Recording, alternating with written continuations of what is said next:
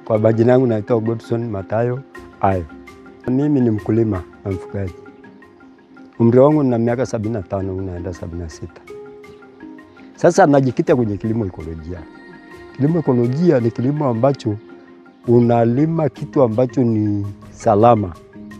Salama maana yake ina maana kutoka udongo mpaka ifike kwa mlaji. Udongo, mbegu na palizi na madawa na namna ya kutunza kwa namna moja nyingine mpaka nifikie mlaji kikiwa bora bila kuchakachuliwa labda na madawa na vitu kama hivyo. Sasa hivi niko kwenye kilimo ekolojia.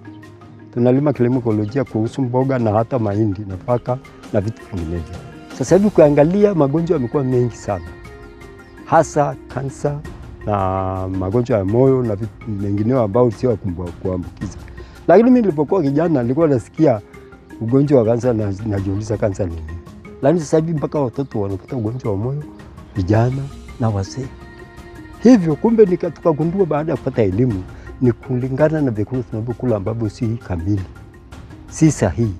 Vyakula vimechanganywa na madawa na vitu vinginevyo, na vyakula vya kusindikwa isivyo halali.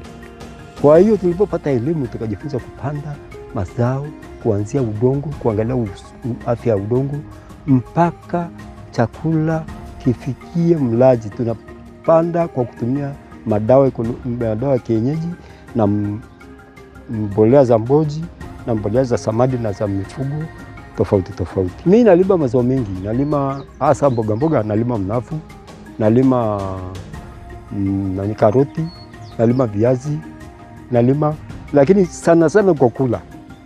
Maana mimi nilikita sina maji ya kutoshea kulima mazao ya kuuza ya mboga mengi, lakini kwa kuwa nataka kula mboga mara nyingi nikazalisha mboga za kuliwa tu, lakini baadaye nauzaga zile ziada. Na ujumbe mimi kwa Watanzania, ndugu zangu, hakika tumeshindwa kuelewa tunakula sumu. Lakini niombe nieleze Watanzania tunakula sumu kila itwapo leo. Na Watanzania wengine ambao sio waaminifu, naomba nitoe rai. Usiuze chakula ambacho unajua hakitafaa kuliwa kwa mwenzako. Maana hiyo ni dhambi. Watu wengine wanapiga dawa kwenye vyakula, siku 2-3 wanapata mteja anauza kwa sababu sio yeye anakula. Lakini unaenda kuwaua ndugu zako, Watanzania wenzako. Wewe una watoto shuleni, una wagonjwa hospitalini. Hiyo mboga unaenda kuuza, nani atakula? Kama ataenda kununuliwa, si atakula akiwa hospitalini, atapata shida.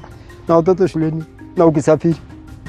Kwa msingi huo mimi asasi Watanzania wenzangu, hebu tutumie hii elimu tuliopewa kwamba usinunue tu kitu kwa kuwa unakiona kinang'aa machoni. Tafuta hiki kitu kimezalishwa wapi na kimezalishwaje, kwa sababu tunakula sumu pasipokujua. Na iomba na serikali ituweke elimu kama ingewezekana. Ijaribu kuweka elimu na hata ikiwezekana wazuie hivi viuatilifu ambavyo vinamaliza Watanzania na dunia kwa ujumla. Na hao wanaotengeneza kuja kuua watu hivyo wanakula kweli? Hebu serikali ifuatilie ikiwezekana. Mimi ni mdogo lakini nasema kwa sauti kama unataka isikia kwamba serikali ifuatilie, maana madawa yanakuja kutoka wapi na wapi, yanatengenezwa sumu ambayo haifai kula kwa mwanadamu hata ikiwekwa siku 14. Lakini watu sio wote wana elimu. Ananunua, mwingine ana tabia ya uroho, anauza kabla ya watu wanateseka. Hivi hakuna mbinu mbadala itakayobuniwa? Mimi na waasa yeye elimu nimeipata, nimezunguka kitongojini kwangu nikiwaelimisha wananchi wameelewa. Hawanunui mboga ovyo ovyo. Wananunua mboga kwa ule mtu ambaye anazalisha kweli kilimo endelevu.